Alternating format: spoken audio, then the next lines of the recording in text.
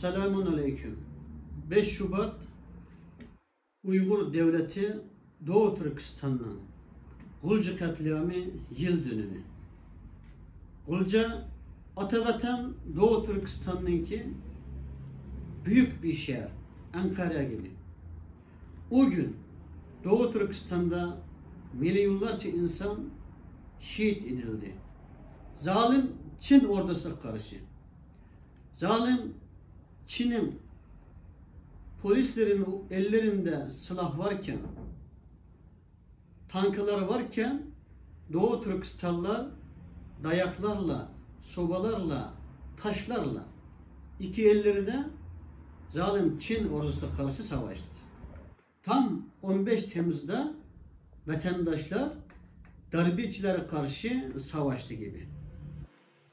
Ama 15 Temmuz'da vatandaşlar darbecilere karşı savaşırken vatandaşlarının eli de kendisinin bazılarının silahları vardı. Maalesef Doğu Türkistanlıların hiçbirinin elinde silah yoktu. O gün şehit olanları unutmadık, unutmayacağız, unutuldurmayacağız. Sevgili kardeşlerimiz, Filistin'de her gün binlerce kadınlar, çocuklar şehit oluyor. Ama tüm dünya bunu görüyor.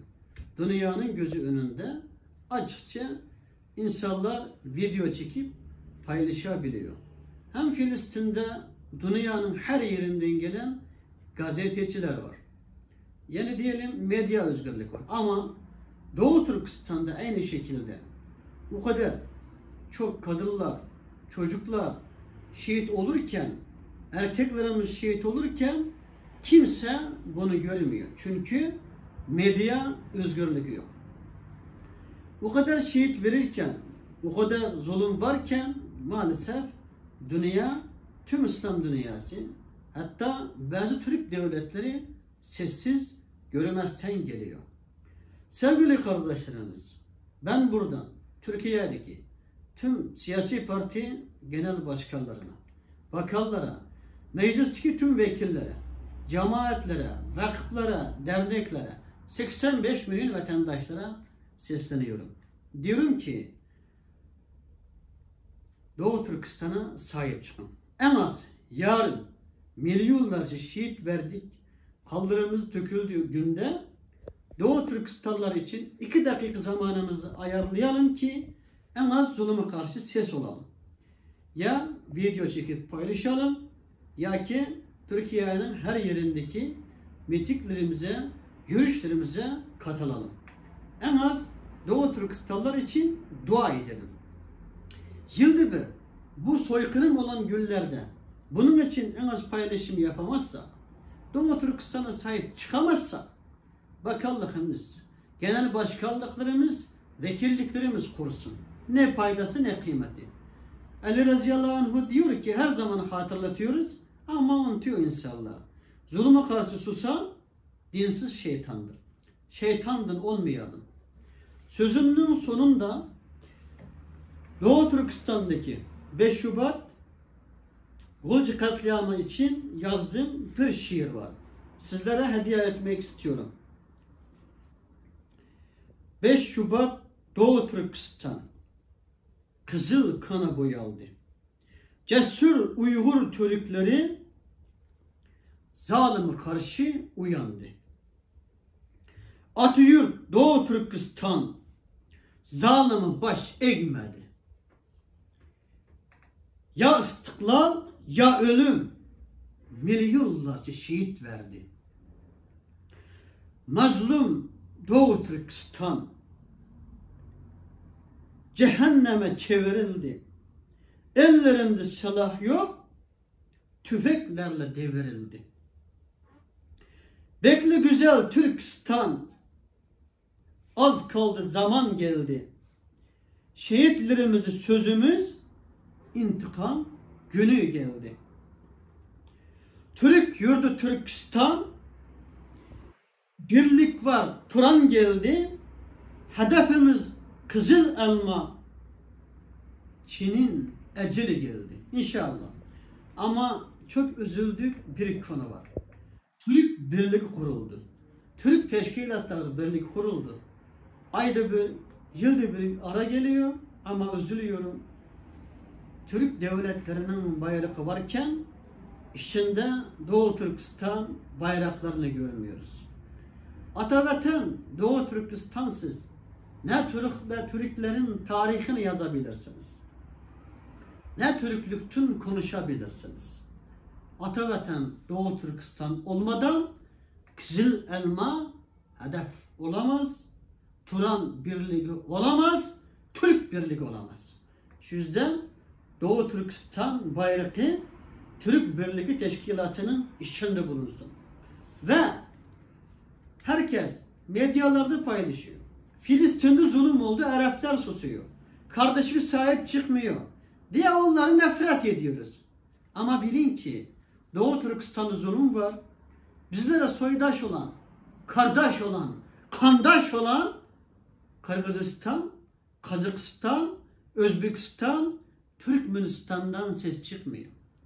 Hatta yılda bir bana bu katliam yıl dönümünde kimse bunun için tek kelime ses göndermiyor.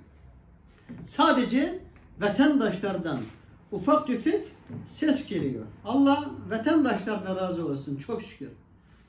Sevgili kardeşlerimiz, kendimiz Türklere sahip çıkmazsak, Filistin'e sahip çıkmayan Araplardan ne farkımız var? Kendimiz Müslüman, kendi soydaşlarımıza Doğu Türkistan'a sahip çıkmazsak, imanımızın dünya ve ahiret ne kıymeti var?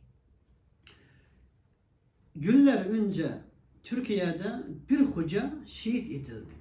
Ama bugün tüm dünyada medya o hocanı konuşuyor. Unutmayın, Doğu Türkistan'da her gün binlerce hoca şehit oluyor. Bunun için konuşan yok. 2-3 gün önce Türkiye'de bir kilise baskı yapıldı. Hristiyanlar orada öldürüldü. Tüm dünyada medya bunu konuşuyor. Ama Doğu Türkistan'da binlerce cami yıkıldı. Milyonlarca Müslümanlar öldürüldü. Kur'an-ı Kerimler ateşte yakıldı. Ama bunun için maalesef ses yok. Unutmayın, Doğu Türkistan kanayan yaramızdır. Oradaki 35 milyon insan siz ve bizden destek ve yardım bekliyor. Şimdi Kızıl Çin'in en zayıf zamanı. Büyük ekonomi sıkıntıları var. Türkiye devletimiz, bakın, kimsenin sömürmüyor, kimseye zulüm yapmıyor, kimsenin hakkı tecavüz etmiyor. Ama maddi ekonomi sıkıntımız var. Ama zalim Çin, Doğu Türkistan'daki yer kaynaklarını, maden tüm zenginliklerini alıyor, çalıyor ama ekonomi sıkıntıdan kurtulamıyor. Tam bu zamanda bizim Türkiye gibi, bakın, İHA'larımız, SİHA'larımız, Altay tanklarımız olsaydı, Türkiye'deki bu silahlarımızın binden biri olsaydı, Allah şahit olsun, bir sene içinde Doğu Türkistan'a bir tane çille kalmazdı. Doğu Türkistan'ı temizlerdik. Tam Azerbaycan'ın Karabağ'ını temizledik gibi. Şuşan'ı temizledik gibi. İnşallah bir gün gelir Türkiye devletimiz Azerbaycan'a yardım ettiği gibi yardım edecektir. İnşallah o gün zalim Çin Doğu Türkistan'da kalmayacaktır. Doğu Türkistan özgür olursa inanın ki Türkler dünyanın süper gücü olur. Zalim Kızıl Çin'in sömürcüklerimizi kendimiz kullanacağız, paylaşacağız. Birlik ve beraberlik içinde dünyanın neresinde zalim varsa süpürüp temizleyeceğiz, bitireceğiz, mazlumlarla kurtaracağız. Afrika gibi, Filistin gibi açlıktan ölen, zorluk çeken kardeşlerimize kucak açacağız. O gün inşallah dünyada zulüm biter, mazlumlar yüzü gülecektir. Allah o günü bize bir gün önce göstersin. Unutmayın, yarın 5 Şubat Doğu Türkistan'a ses olun, destek olun. Kendinizin öbür dünya ahiretlikiniz için hazır olun. Selamun Aleyküm.